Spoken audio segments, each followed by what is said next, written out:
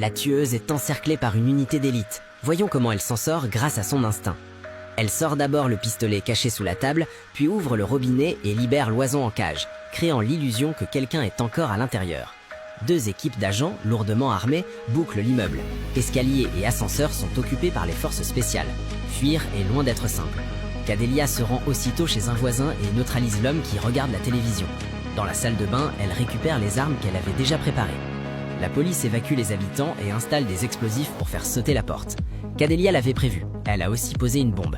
Un sniper se cache derrière un mur de pierre, prêt à la surprendre. Quand l'explosion retentit, Cadelia déclenche la sienne en même temps. Le bruit couvre totalement ses mouvements. Derrière se trouve l'ascenseur. Quand les agents fédéraux s'en rendent compte, la tueuse a déjà disparu. Le bâtiment est immédiatement bouclé. Cadelia descend au sous-sol et détruit 2 caméras de surveillance. Les policiers se dirigent vers le parking. Elle ouvre alors un conduit d'aération et s'y faufile. Avant l'arrivée des agents, elle disparaît dans le conduit.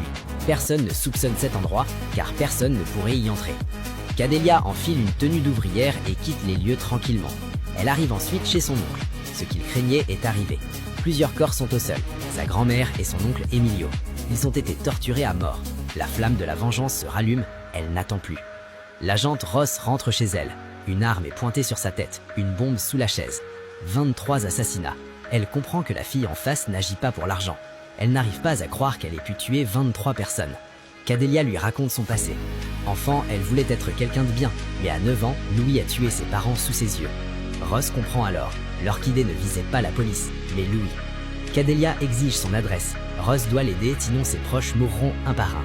Après le départ de la fille, Ross se rend à la CIA voir Steve. Elle insiste, mais Steve refuse et prétexte une réunion urgente. À ce moment-là, le téléphone sonne. C'est Cadelia. Si l'adresse n'est pas donnée, elle fera exploser le bureau de Steve. Un point rouge vise son épaule.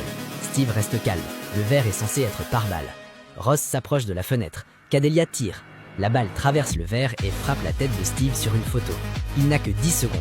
Terrifié, Steve finit par donner l'adresse. Cadelia s'équipe. Une guerre approche. Les chiens entraînés entrent en jeu. Elle quitte la base en camion et passe par la société immobilière pour récupérer les plans du manoir. Dans la villa, les hommes de Louis sont en alerte. Ils sont nombreux. Une femme seule ne leur fait pas peur. Soudain, un missile frappe la maison. L'explosion marque le début de l'attaque. Wack aide Louis à se relever. Un camion bloque la voiture en fuite. Cadelia saute du véhicule et abat tout le monde à l'intérieur. Wack cache Louis dans une pièce secrète. Cadelia infiltre le sous-sol pour attaquer par surprise. Après un moment de calme, Wack lance une grenade. Le sol explose, ouvrant un trou. Les hommes sautent dedans. Wack rassure Louis. Tout est sous contrôle. Mais Cadelia a déjà changé de position. 2 armes en main, elle élimine la majorité des ennemis. Il ne reste plus que le chauve, Wack et un Louis terrorisé. Le chauve transpire. Wack se rend compte qu'il n'a plus de balles. Cadelia entre. Le chauve est déjà mort. Elle affronte Wack au corps à corps. Il est violemment frappé puis poignardé à plusieurs reprises avec une brosse à dents. Quand il tente de prendre une arme, Cadelia démonte le pistolet et lui plante une pièce dans le cou. Louis, voyant le silence, s'enfuit dans la seule voiture encore utilisable. Le téléphone sonne. Il pense que c'est Wack. C'est Cadelia. Il se croit hors de danger. Il pense pouvoir se cacher à jamais. Mais tout est sous contrôle. Les 2 chiens de chasse sont déjà en position. Cet appel n'est pas une discussion, c'est un ordre. La vengeance est accomplie. Mais son plan lui a coûté son oncle et sa grand-mère. Danny est interrogé par Russ quand le téléphone sonne. Il comprend que sa petite amie était une tueuse. Il avoue son vrai nom et demande à Danny de laisser la fenêtre ouverte. Peut-être reviendra-t-il un jour. Russ tente d'attraper le téléphone, mais Cadelia raccroche. La police n'a plus de piste. Elle essuie les larmes et marche vers le barrage. La vengeance est terminée, une nouvelle vie commence.